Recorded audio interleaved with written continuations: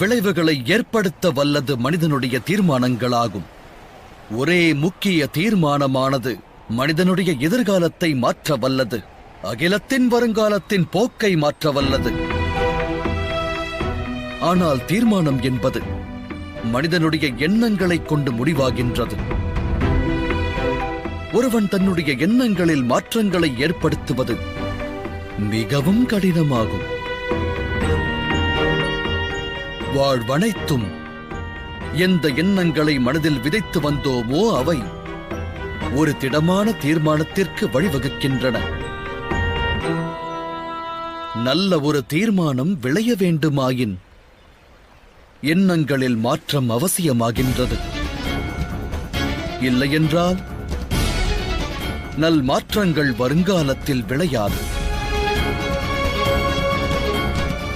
யுவராஜன் துரியோதனனும் தன் எதிர்காலத்தை மாற்றியிருக்கலாம். கிடைத்த ஒரு நல் வாய்ப்பினை துரியோதனன் தவறவிட்டான்.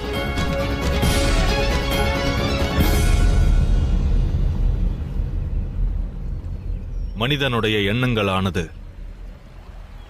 அவன் கடந்த காலத்தோடு தொடர்புடையவையாகிறது.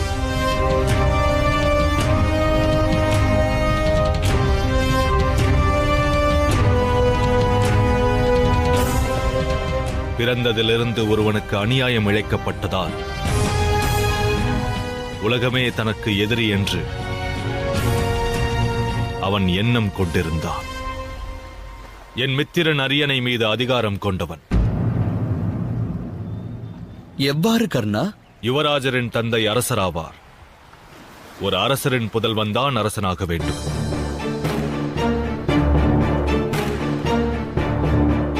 அப்படியென்றால் அதிகாரம் பிறப்பிலிருந்து கிடைக்கிறதா, திறமை கொண்டு இல்லையா? தாம் ஒவ்வொரு கேள்வியிலும் என்னை முன்னிறுத்துவதற்கு முயற்சிக்கின்றீர்.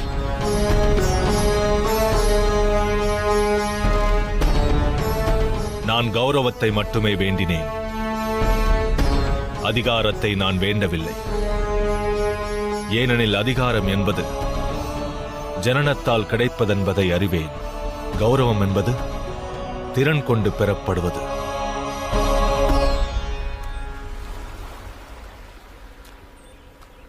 அப்படியென்றால் நீ ஒரு ரத சாரதியாகும் அதிகாரத்தையே பெற்றவன் என்கிறாய். எனில் நீ இந்த யுத்தத்தில் பங்கு பெற மாட்டாயா?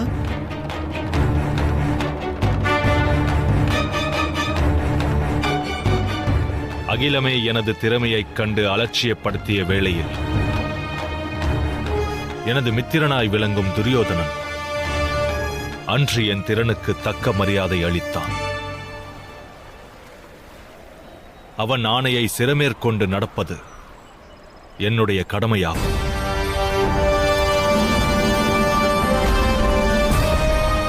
என்னை பொறுத்தவரையில் இது ஒரு யுத்தமே அல்ல வாசுதேவரே, கடமையாற்றும் பணி என்றே உணர்கிறேன்.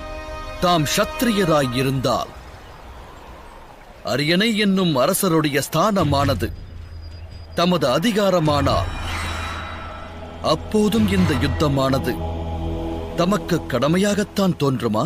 இக்கேள்வியே வீணானது வாசுதேவரே. ஏனெனில் நான் சத்திரியன் அல்ல. அரசனாவது எனது அதிகாரமும் அல்ல.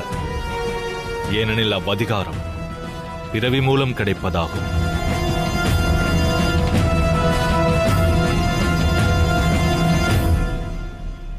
என்னை பொறுத்தவரை அதிகாரம் என்பது திறமைக்கு கிடைப்பதே உசிதம் என்பேன். அதோடு கௌரவம், அது ஒவ்வொரு மனிதனுக்கும் கிடைக்க வேண்டியது உசிதம் என்பேன். ஏனெனில் உலகில் அடுத்தவருக்கு கௌரவம் கிடைக்க வேண்டும் என்றெண்ணும் ஒருவன் உண்மையில் தனக்கென்று எந்த விதமான கௌரவ நிலையையும் பெற இயலாமல் தவிப்பில் ஆழ்கின்றான். அதற்கான உதாரணம் தாம். கௌரவத்தை பெற இயலாமல் அவமானங்களை சகித்து வந்ததால் தர்மத்தின் சிந்தனை மேலோங்கி இருந்தும் அதர்மத்தை விட்டு நீங்க மறுக்கிறீர்கள். துரியோதனன் செயல் எனக்கு அதர்மச் செயலாய் தோன்றவில்லை. காரணம் தாம் சத்தியத்தினை உதிரியாய் காண்கின்றீர்கள். மீண்டும் தம்மிடம் உரைக்கிறேன், மனிதனின் எதிர்காலம் அவனுடைய தீர்மானத்தால் விளைகிறது. தமது ஒரு தீர்மானமும் தமது எதிர்காலத்தை மாற்றியமைக்கலாம். சிந்தித்துப் பாருங்கள். ஒருவேளை ராஜமாதா குந்தி தம்முடைய அன்னையாக இருந்தால்? அவ்வாறு ஒரு சிந்தனை ஏற்படாது வாசுதேவரே. நான் தேரோட்டி மகனாவே, மாதா ராதையின் புதல்வன், துரியோதனனுக்காக கடமையாற்ற அவதரித்தவன். தவறு அரசே. தாம் தம்முடைய ஜனனத்தின் ரகசியத்தை இன்னும் அறியவில்லை.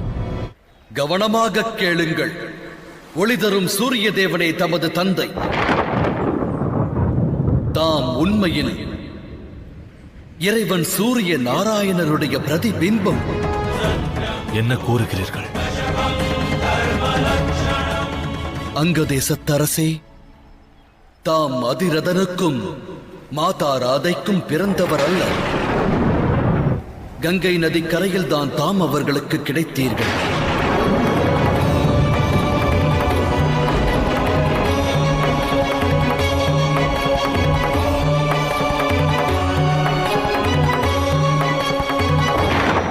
அப்படியென்றால் நான் யாரின் புதல்வன் வாசுதேவரே? தாம் ராஜமாதா குந்தியின் புதல்வர்.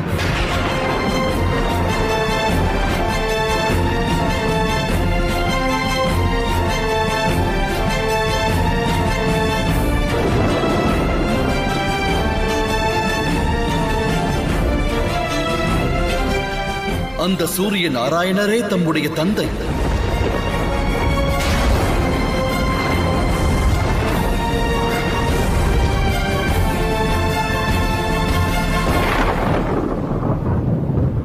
ஆகையால் தான் திவ்ய கவசத்தோடும் செவிகளில் குண்டலத்தோடும் தாம் அவதரித்தீர்கள்.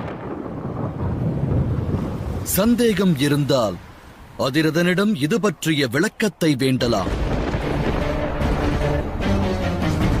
அந்த சூரிய தேவனிடமும் தாம் வினவலாம். அதற்குப் பிறகேனும் இதுவரை தாம் கொண்டிருக்கும் எண்ணங்களை மாற்றி